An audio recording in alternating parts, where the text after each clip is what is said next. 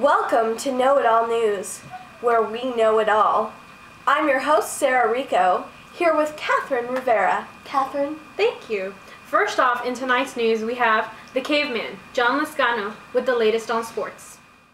Now for your sports news from your favorite caveman. The hot topic in sports is not just the Sandusky case, but the NBA lockout. Since the Dallas Mavericks raised the Larry O'Brien Trophy in late June, the NBA Players Union and owners have been feuding over labor and financial issues. One of the big issues has been the discussion of a salary cap being limited or flexible. The players want a flexible one, but the owners think that it should be a hard cap.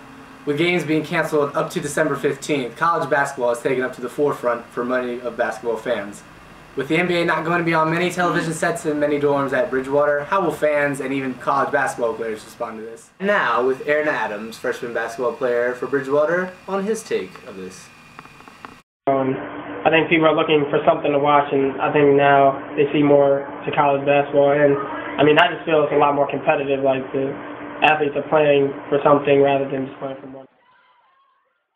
And now on to entertainment news with Katie Bradford and her story on the Alamo Drafthouse. A good place to go on the weekends that's relatively cheap is the Alamo Drafthouse. Getting in for only $7, you can enjoy a good movie, a great beer, and some wonderful food. Not only that, but they also offer a large selection of films. Some is quote-alongs and some is not. I enjoyed a wonderful movie called Spinal Tap, a spoof movie about 80s hair bands. And now on to my interview with Danielle Norris. Good. It was good. Definitely suggest it for other people because it's really fun. It's a great night out. You can get like appetizers. If you don't get a whole meal, it's not an expensive night. So, and where else can you go see a movie and have your dinner at the same time? Okay. And now with Caitlin Wilshire on her story on the art community.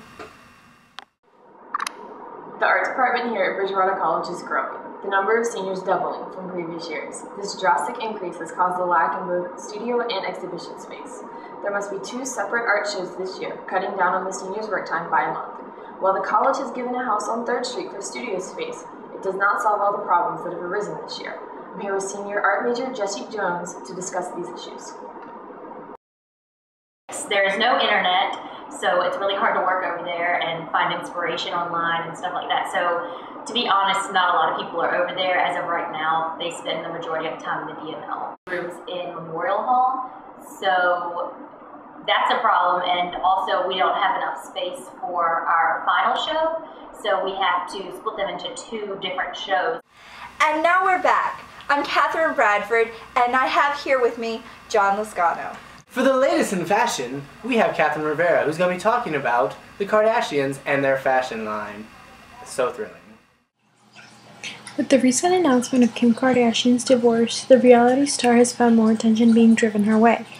The Kardashian sister trio has launched their new ready-to-wear collection sold exclusively at Sears. Their line includes clothing, jewelry, and a newly released line of handbags. However, with all the bad press being generated from Kim's speedy divorce, it seems sales for the Kardashian collection will drop. Where does this leave the Kardashian sisters and their new line? Yeah, I don't really like the Kardashians. They're not that great role models, and as far as their clothing, they copy a lot of brands and they seem to be very expensive and not really worth it. And now on to a community story with Sarah Rico about a beloved member who was dealt a bad hand. Months ago, a known poker player of the community, Charles Owens, was found passed out at the base of his stairs. The fall caused him to be paralyzed from the neck down. A poker benefit next month will be held to raise money for his cause. I spoke to Rochelle Rico, who is running the benefit, and this is what she had to say.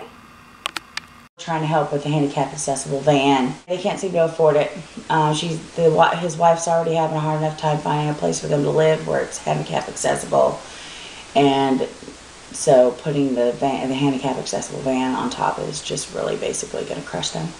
Poker benefit is a $40 buy-in.